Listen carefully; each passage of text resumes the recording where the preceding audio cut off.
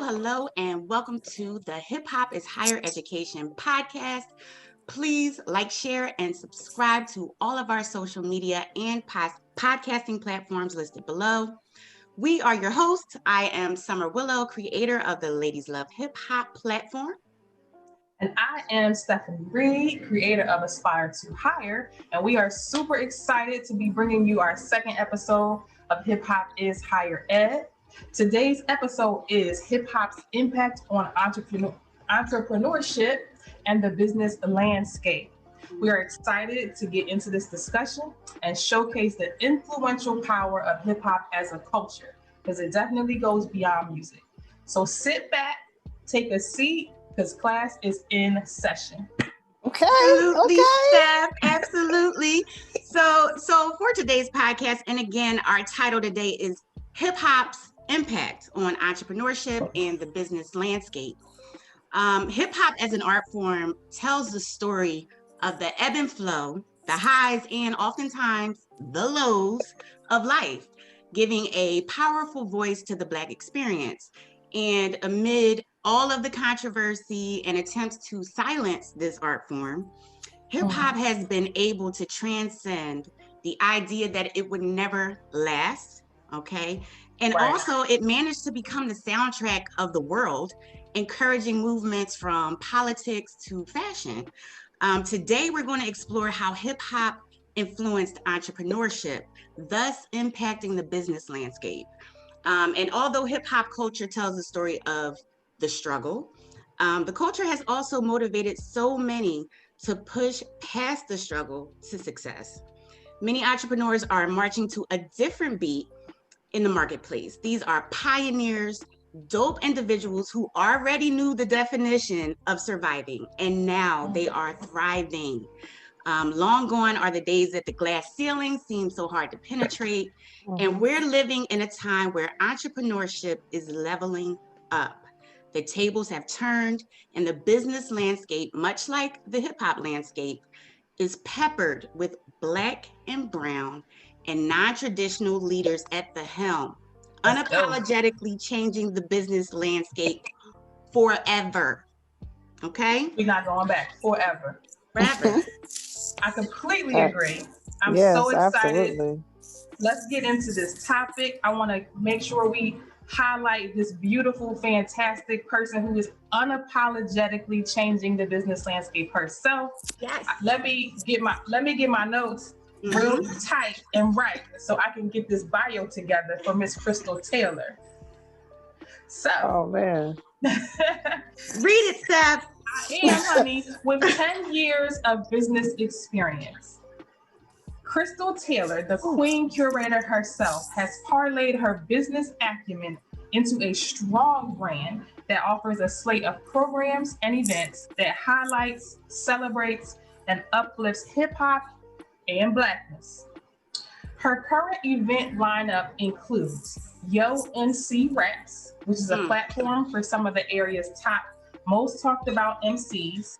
She has the Underground Collective, or what she calls the UGC, and they have a UGC beat battle. They also have the Fresh Effect panel, which is a conversation panel. It's a platform to discuss all things community, culture, and art. Next up on this slate of programs is Beats and Bars Festival, North Carolina's premier urban music festival. And I'm not finished. We have Black August in the Park, which is also a huge festival in Durham, North Carolina each August, and as well as the Black Farmers Markets. But check it, even with all of this dopeness and professional experience, Crystal is a homegirl at heart. She has a giving spirit, and she is cool as hell. She's always repping for her hometown, Durham, North Carolina, aka the Bull City, and she gives back in many, many ways.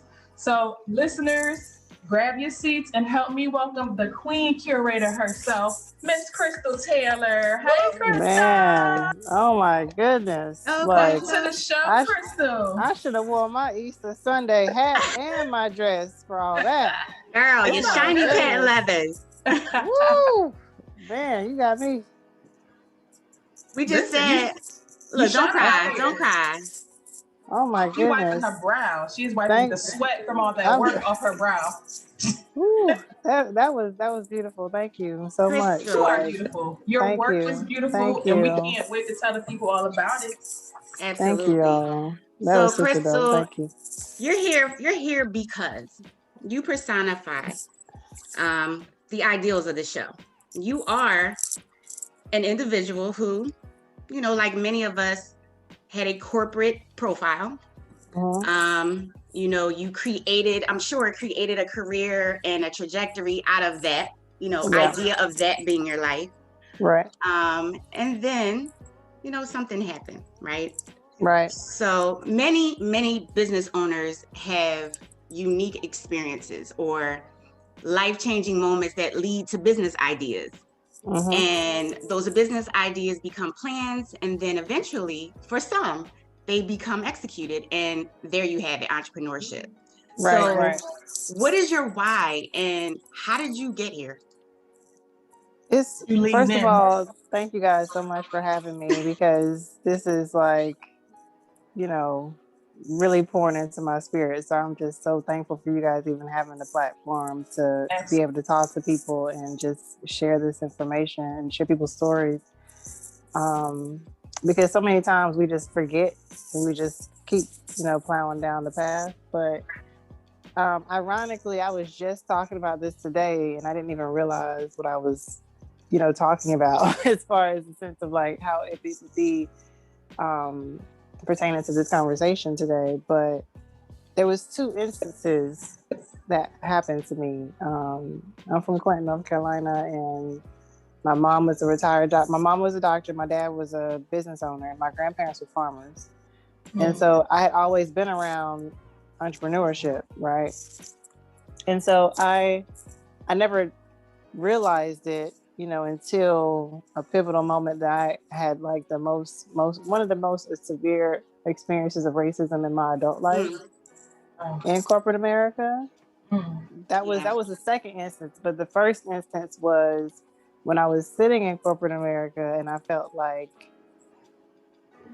what am I doing? I was just kind of lost in the fact that I was doing something so well that it was boring to me. And so I was like, this is not entertaining. This is not, you know, challenging. It's not anything. It was just what it was. It was me doing my daily thing that I usually do. Because, you know, a lot of times in corporate America, you come in, you drive the same way to work.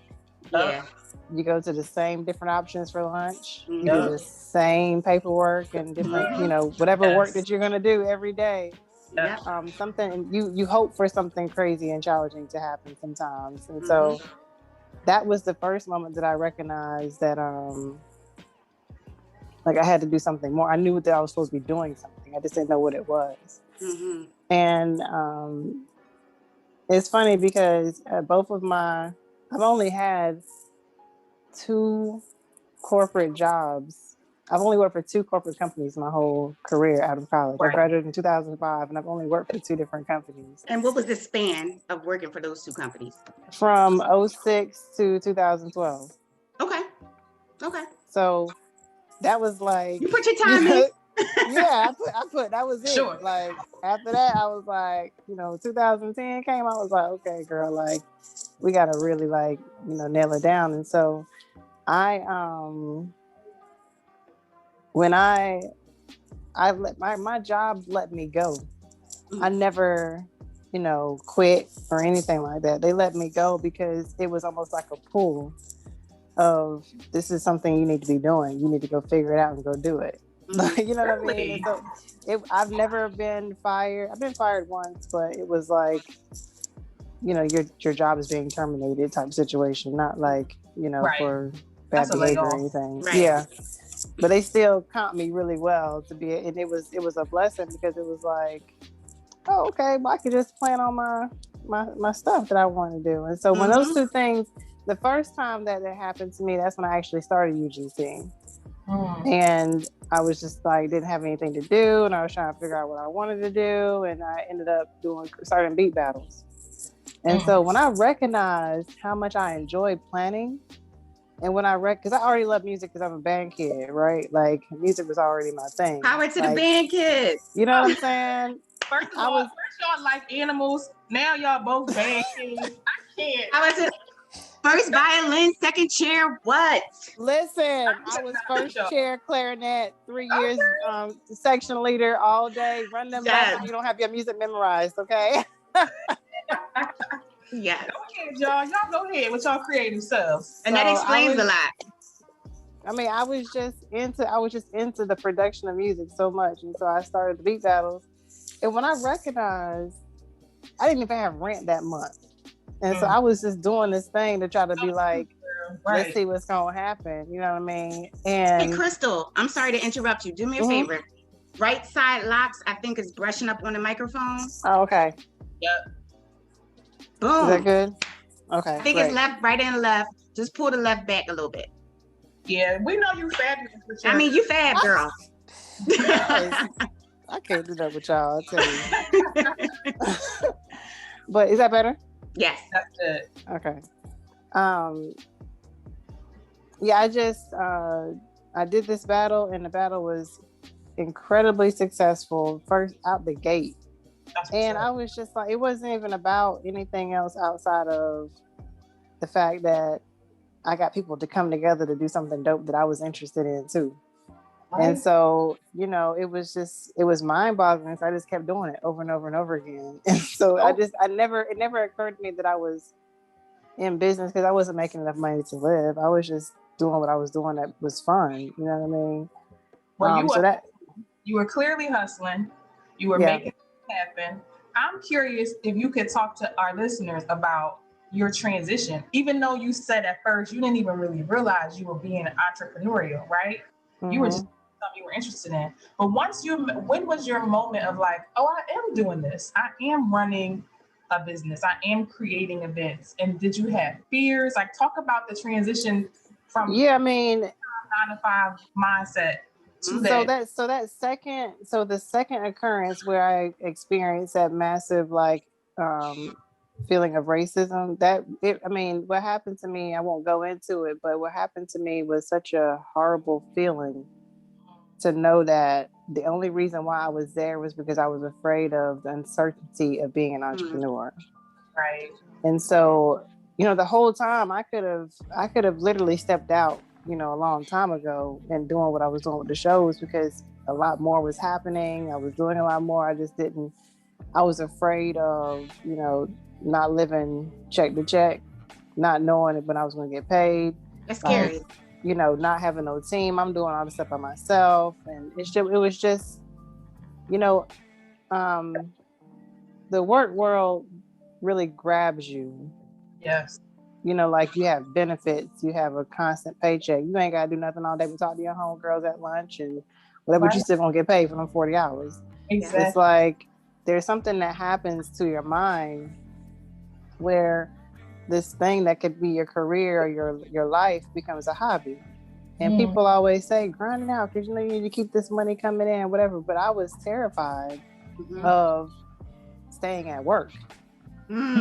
Yes. And not doing, you know what I'm saying? Like I didn't know, I just knew that I couldn't do both. And I was terrified if I didn't give it the opportunity it needed for it not to be anything more. Because I was fighting against the fact that I knew I could do this thing, but I didn't want to sacrifice like not having no money or not knowing when I was going to get some money or not knowing if somebody was going to show up to a show. It's like people would not show up to shows, they show up to shows, like whatever.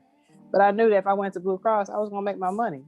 Right. You know what I mean? And that's one of the biggest fears that I dealt with for a long time. I'm like, screw it, like you'll be good. You know, and I'm like, well, what that mean? Like, what, you know, where it's gonna come from? You know what I'm saying? Like, what good it look like? How much good pay?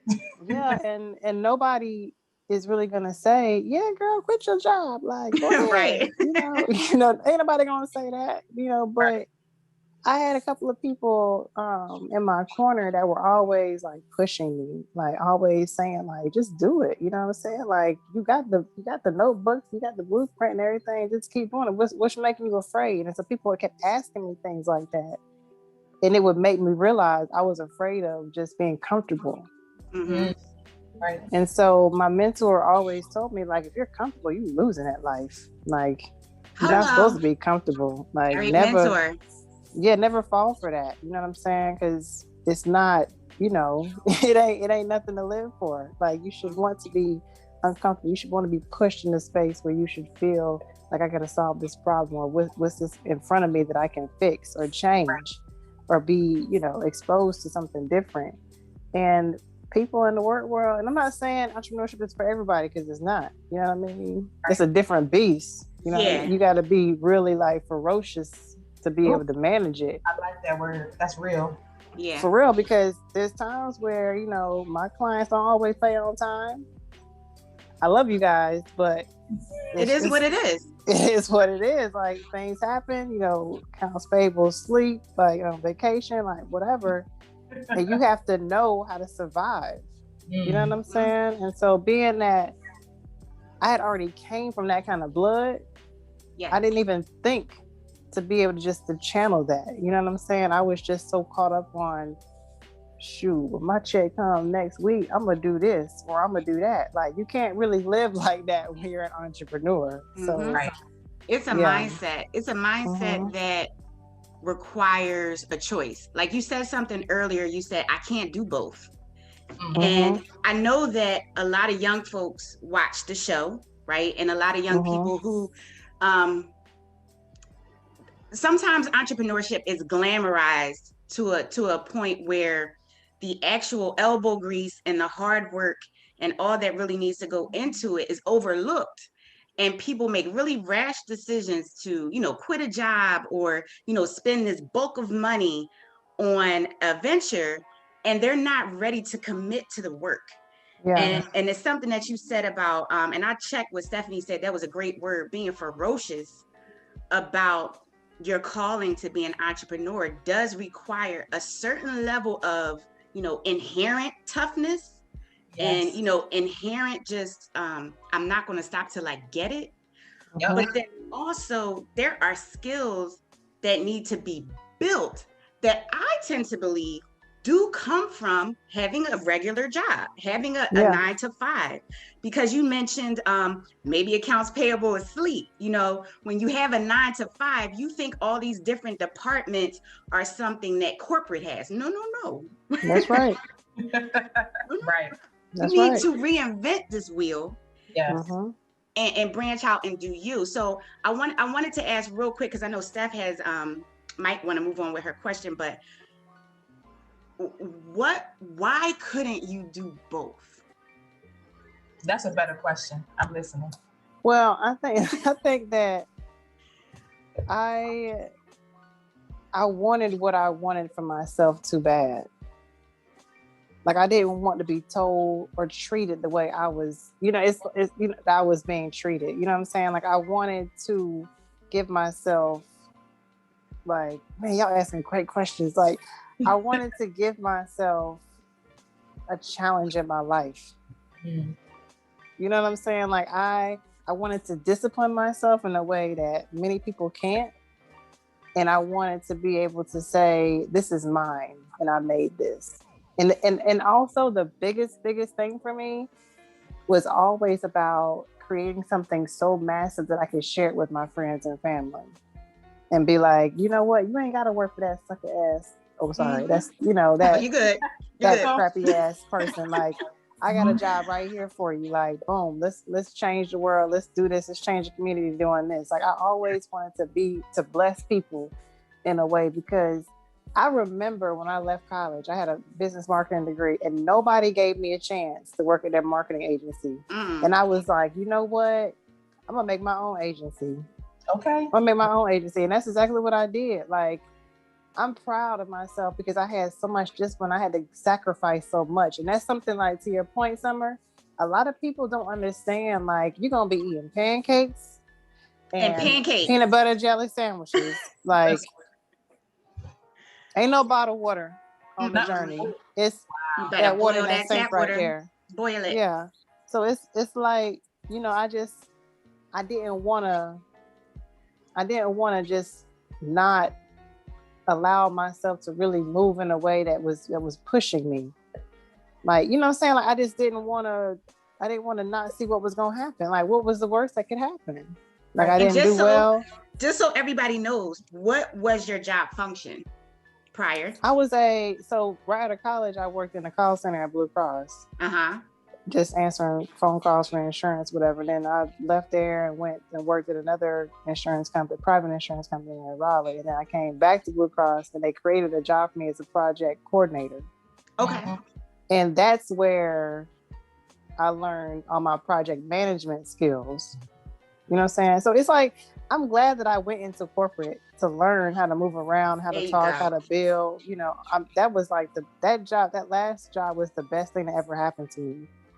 But even my boss knew that I was beyond this. You know what I'm saying? Like, to this day, every boss that I have had in those two companies are big supporters of my organizations. That's awesome.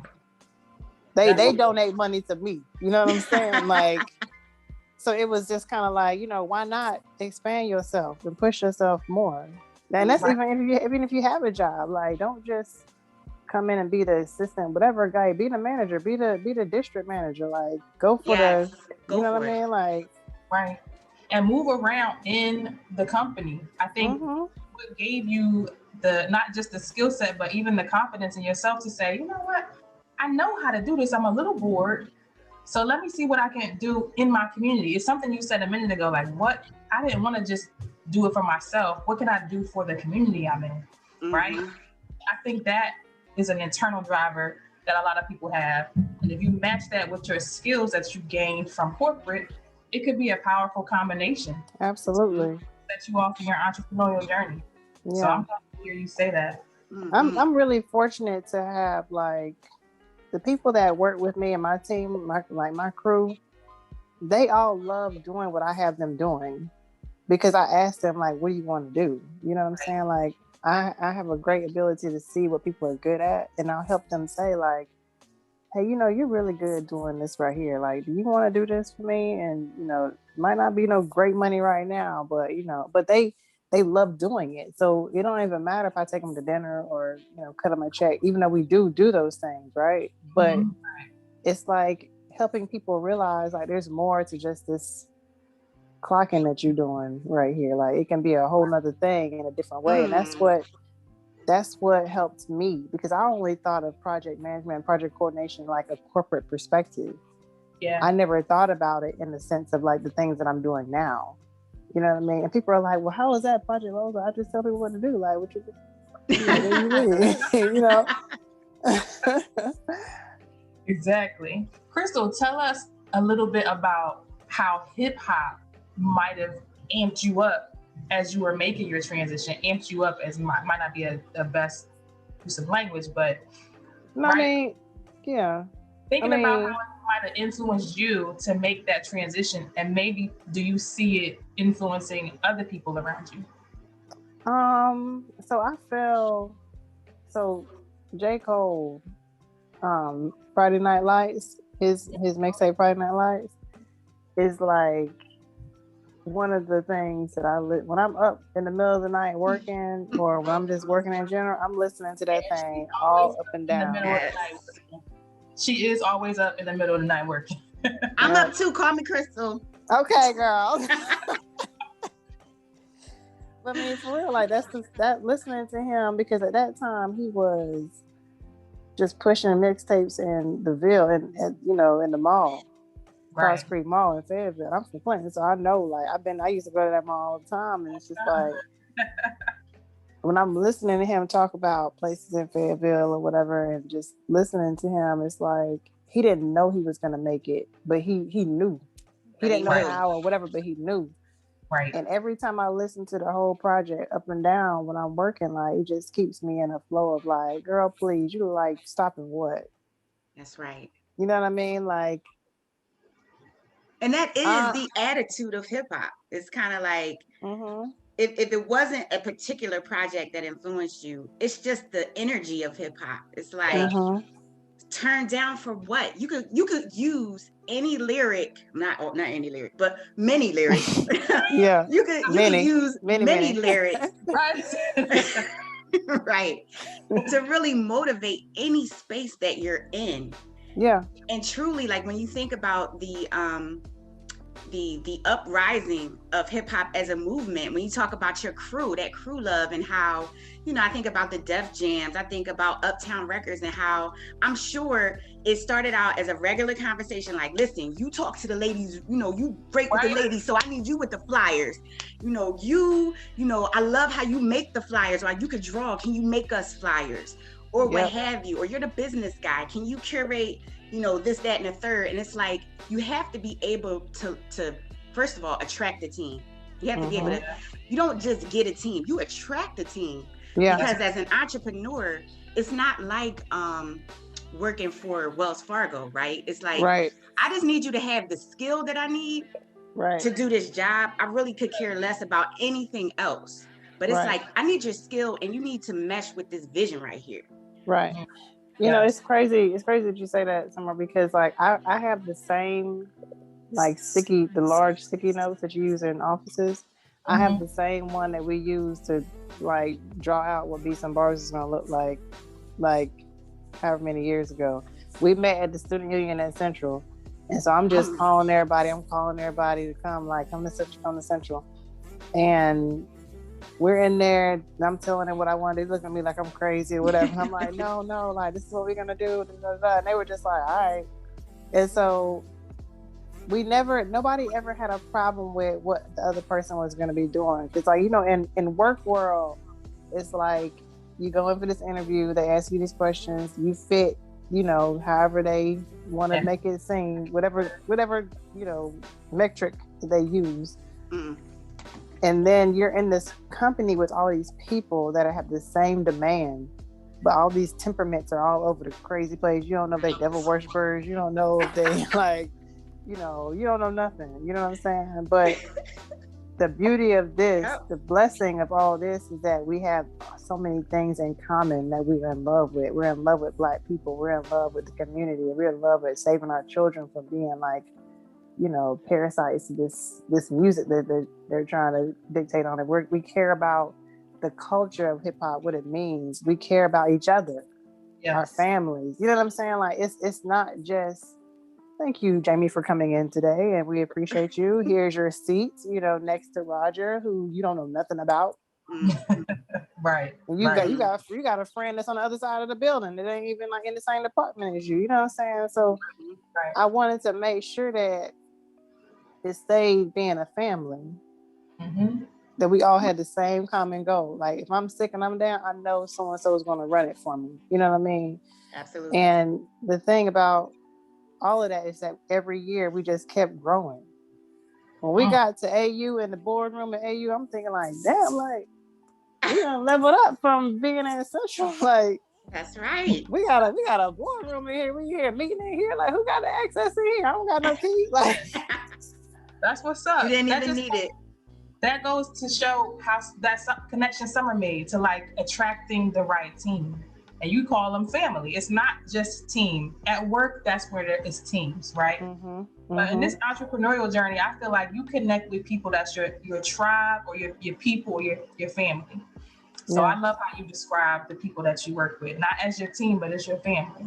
Yeah. I'm curious if we could shift the conversation and talk about, to tell our listeners about your family. And do you feel like the ways that you guys have worked together to grow the brand that you've grown contributed to your local community the ways that you wanted to, right? You had a vision for things that you wanted to create. Do you think you're now seeing the fruits of that labor in your local community and in maybe the region? Yeah, I mean, oh my gosh, like I have to say that if they didn't have my back as much as they have had my back, like there's no way I'd be, you know, hunched over or something, you know what I mean? Because this is no way. And we've gotten in arguments, we have disagreed, you know, I've made a lot of mistakes, like, because nobody's perfect. And I have messed up a lot, and I have made bad decisions, and I have made bad calls, and I have grown a whole lot though. And I'm grateful for all those experiences. I think that by us having like such a stand fasted like notion on community and really teaching people what hip hop culture is. Right. Instead of just focusing on the music and the sound and the standing on the stage with the microphone, like really dissecting what hip hop culture is. Mm-hmm. And letting people understand that everybody surrounded with that, like, is passionate about that. And then they show it in their everyday who they are. You know what I'm saying? Like, hip hop is what I live. It's the culture of what I live. Like, I have an old spirit, and I love to say right on, like, you know what I'm saying? Like, but you know, it's kind of like, you know, only my crew and my peoples would be cool with that. Anybody else would be like, what are you talking about? Like, you know, they're not hip, you know, whatever. But I didn't think that the work that we have done, that I have done also mattered, because I didn't get all the accolades. I didn't get all the this, that, and the third that I thought came with it, because I was still kind of like, you know, thinking that's what it was. That's what happens in corporate America, right? Like, right. And you do something I didn't good, get you employee of the month. You know what I'm saying? Like, and so, but now in my work now, like, I'm getting calls like from the mayor, like, you know, from Duke University, from NCCU, my alma mater. I'm doing work for people that have known who I was, known the platform the whole time. Those accolades hit different than just here's a certificate, right? You know what I'm saying? How about it? You know what I'm saying? So it's like, if it wasn't for my passion and work within hip hop, I wouldn't be where I'm going right now. I wouldn't be where I'm going. Yes. Because you're still moving. I'm still going. That's what I'm saying. Like, I love that. I ain't really did nothing yet. You know what I'm saying? Like, and the things that are being afforded to me now because of the work that you put in. It's just like, man, like, it's beyond like what I never imagined I'd be doing what I'm doing right now for the culture and the work that I'm doing. And I'm just grateful for that. And it just shows, like, if we just keep going, we just got to keep going. You know what I mean? And everybody in my team, they have the same, like, hey, Chris, let us know we're in the car with you. Let's go. Like, you need to sleep so we can drive a little bit, you know. For you, that's what's up. Absolutely. I do want to point out, just for the listeners, if you haven't picked up on it already, you know, the title of this podcast is you know, how hip hop impacts, you know, entrepreneurship, and then changes the whole business landscape. And in this age that we're in, and how, you know, all eyes are on diversity, right? All eyes are on equity and inclusion. All eyes are on the past and how it has translated and lived throughout the years, and what we should do about it. And, you know, we all know that the business landscape, you know, by and large, is a white landscape, and it's a white male landscape, even more. So to see, you know, Stephanie put together this list of different organizations and companies that clearly have been influenced by hip hop, whether it be what they sell or do, their service, or maybe even their marketing, or how it actually works. And I think about, and I liken it to, you know, how back when the world was open, we used to go to networking events and mixers and everything. And there was this, you know, you had to be prepped to do those things, right? You know, like how to hold your cup and have, you know, food and talk, and, you know, how to enter a conversation, how to exit a conversation, what to say, what not to say. And this new breed of businesses that are, you know, fully entrepreneurial, Black and brown, non-traditional at the helm. And the language is even different. You know how you go to the, you know, Blue Cross, and, you know, like, can you give me a list of acronyms, please? You know, so I can follow along in the meetings. And you just said, my team, you know, when I say right on, they know what I'm talking about. And it's like you're creating a corporate, you know, your own culture, right? The landscape is forever changed. And we're not going back. So it's like, just like hip hop said, this is me. And if you gonna like me or love me, but I'm not leaving. Mhm. I think the lyric is actually "Love Me or Leave Me Alone" by the Brand Nubians. That is correct. Yes, you better come with it. Listen, Correct. So I Right. say that to say, you just paint so many pictures of the parallels of working for someone else, right? Mhm. and then flip, twist, remix, chop it, screw it. Now Right. I'm the boss, and this is my culture. Yep. Right. I mean, I really just used it to learn how to do what I wanted to do, straight up and down. Like Mm. I tell me and my old boss, he's a SVP now, but he and I talk all the time. And I told him then what I was going to be doing. Wow. And he literally, I was so fortunate to be able to meet him because this is a white man that, you know, has been fortunate his whole life, and he's been taught financial information. He's been taught all these things that some black folks don't have. Right. And once I let him know, like, listen, I really want this, and this for myself and my life, like he was on board. And that's really Absolutely. rare to That meet is. a person that will do that for you. But he did, and I soaked up every single last thing I could. There you And go. I still do to this day. I say, hey, Sean, do you know how I can do this and the third? Or what kind of diagram can I use for this? Or what should I use for? I mean, all types of things that he has afforded me knowledge of to help me. Mhm. And I'm just using that to help my organizations, people in my team that I work with, and for anything outside of that's not for me, but in just in my work in general. Right. Mhm. And just take away things I didn't like, things that I Right. didn't appreciate, Mhm. and try to create my own, like you said, my own culture and how we treat people, how we move, how we represent ourselves, and things of that nature.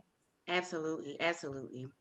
For me, especially the connection to hip hop and A2H as a brand is Mhm. really about that what we mentioned earlier in our intro, that unapologeticness, right? And I love how I have observed you as an entrepreneur create spaces for people who look like us, who move like us, to be authentic, whether you're Black, Hispanic, white, because your spaces are always inclusive, but they are also always unapologetically Black. And to be able to bring all that together, to me, takes skill. It's Mhm. not your team has to understand where you're going. Your team has Mhm. to understand what kind of vibe you want in each event that you're creating. So, if you don't mind talking a little bit about how you communicate that to your team and be able to have that climate of unapologetic Blackness be present in all of the work that you do. Yeah, I mean, I think for me, it just became to be the fact that I just got tired of. I believe in that's this little meeting that happened like when hip hop shifted so long ago, Mhm. Mm-hmm. and I believe that meeting happened, and I believe that the establishment, if we will, Mhm. The machine we call created. Yeah, I believe that they created this metric of what we Black people were eating Mm. mm-hmm. to continuously break down the barriers, to continually have systematic racism upon our minds as well as our character as well, right? And Mm. so because I was so infuriated in how music had changed so much, like, Yeah. what is this? Like, kids are listening to this, kids are killing each other, kids are actually activating off of this. So it became to be like, hell, like, what am I gonna be scared to be loud and be Black for? You know Right? what I mean? Like, and so Mm. even though I'm still going through, like, I'm working, dealing with this, like, annoyance of like a job and working for white people that are fortunate, they ain't never gonna have no money that they got. That's what I'm thinking at the time. Right. Like, I'm telling you something about that situation at my last corporate job just put me in a sense of like, and I'm gonna tell you exactly what I told earlier today. I had never seen my mama work for nobody. I had never seen my daddy work for nobody. I had never seen my grandparents work for nobody. Mhm. So it was just kind of like, how you gonna sit up in here and let somebody treat you like this, where you could be doing this other thing for Right. yourself, for your people, for your Yes. community. Yes. And as soon as I made that decision in my mind and started really like looking at what I had been planning out this whole time, you know, Moses reached out to me so I could join up to do Black August in the Park. And that was right up my alley, but I didn't realize how big it would be. Like, I didn't realize how big the farmers market was, but I knew there was people that they needed us. They wanted the space. When Beats and Bars happened, it was like, I have had artists shed tears with me to talk about how inspiring and purposeful the platform was for them. And so when I see all these things and I felt all these things, I'm an Aries, so I'm super emotional. when I see and feel all these things, it was just kind of like FUCK the establishment. Right. You understand what I'm saying? Like, it was like, for why not? Right. Like, you know, when I created Beats and Bars, it was when John and I came together, and, you know, Jamie, Bishop, Mario, when everybody sat down and talked about what we wanted it to be, one of the main things came out that meeting was we want to make sure white folks know what hip hop really is. Absolutely. Okay. Because they were working against and like judging these people that were just trying to express themselves, right? Yes. But it was like, if you don't even know what it is, like, how you sitting here like condemning these people for being like, you know, and so we were like, we need to make sure white folks understand what hip hop culture and community really is and what it represents, because the establishment has let them do this thing to make it look like this thing, right? But it's really not true. So we were like, it's our responsibility to let people know what it really is, like what it was really created for. And so after that, it was just like, I'm telling you, those two white women, they don't know that they have made me feel the way they do, but there's gonna come a day, you know what I'm saying? Well, I'm gonna let them know, and I'm gonna show them what I've created off of how they have made me feel. And I always remember that, and that's what makes me feel. That's what makes me have that revolutionary spirit when it comes to the work that I'm doing. Absolutely, have to. Like, we talk about the ethno dramas that I'm executive producing with Duke and Central, and it's because we need for our people to get healthy. We need for them to know what health is. All this stuff ties into the line of the culture and community of what hip hop represented, to inform people, to keep people safe, to keep people knowledgeable, to, you know, make sure everybody was taking care of one another. This is not what people are looking at it to be today. No. So that's the passion behind, like, this is for the people. Yes. You know what I'm saying? Like, it's not for fun. It's not for glitz and glam. That's why I get so frustrated when I see rappers and artists and different people just trying to get the mic. Right. And I'm like, brother, like, you need to understand there's knowledge, education behind what you're trying to do. Like, you can get in front of a crowd and talk. Why don't you be a speechwriter? Or why don't you know, like, there's other things you can do. Absolutely. But they're projecting onto this like rapper mentality outside of the whole culture of things that our people could be doing to benefit and to have a life. You better tell them. Tell them. Don't let me preach, y'all. Cause I'm telling you, like, preach it. I get so wrapped up in it because I have met people that have had like crazy, amazing opportunities, and there's no guidance counselor for this, right? But it's just the fact that they expanded their minds outside of just this thing this shiny object that they're seeing. Yes. And that's the beauty behind hip hop, because there's so many things a person can do to live and to be fruitful. You know what I'm saying? But they only see what they're showing them. You are literally describing the premise for this show. You're describing the premise for the platform that Summer created. We, all three of us on this Zoom, we are lovers of hip hop. We are consumers of hip hop, but we're also women who are very self-aware. We're powerful in our own rights. So you preach it to the choir. I'm ready to throw the mic at you, give you all of that. That's what it is for me. That's just what it is for me. Like, I picked up on that the first time that you and I met, which was at an event that I was afraid to do. And when I did it, it was like, yo, this killed. We we met at the end, and listen, Summer, Crystal gave me this hug like, sis. Listen. Yes. Look, I had told Derek, I was like, I need to find out who the organizer of this is because I want to be a part of it. I want to tell her congratulations. I was just so excited. Yes. Because that was just like, that's the thing, like putting those people in the space where they can educate other people.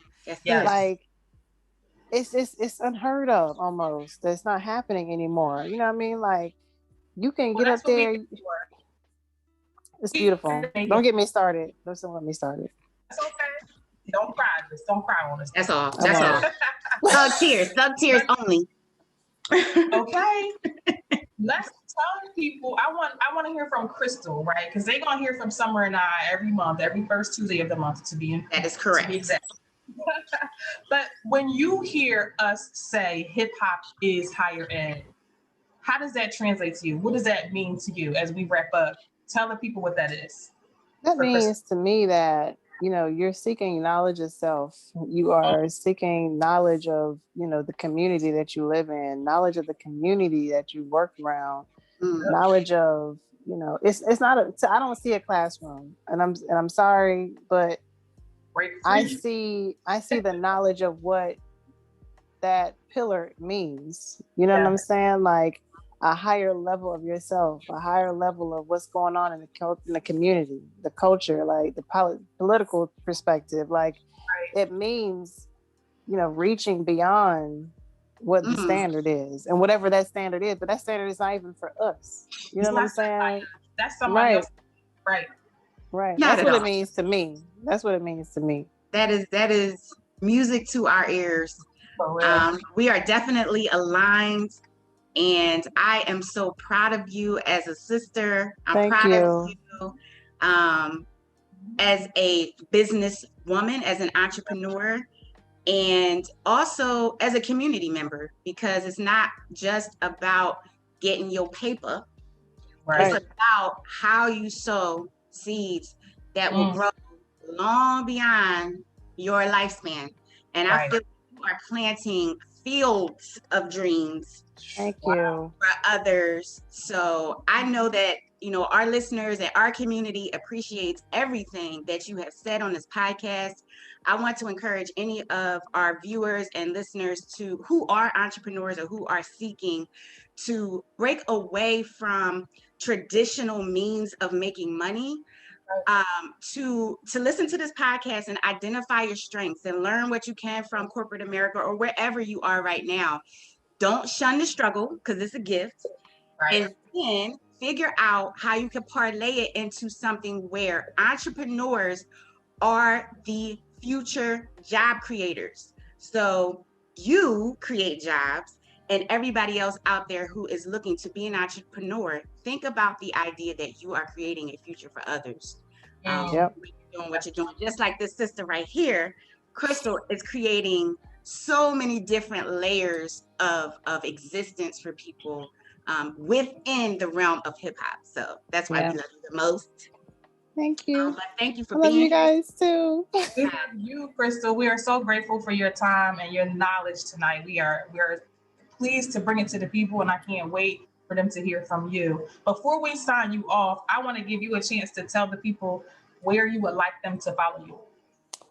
Oh man.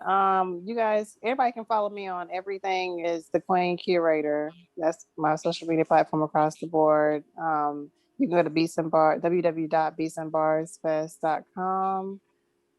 That's it really. Like I'm out there, you can shoot me an email too.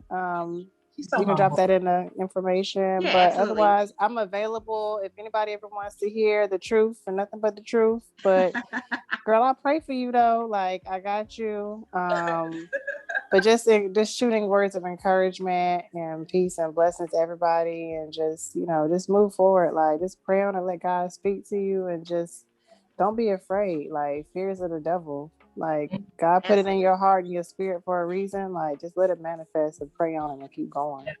Yes.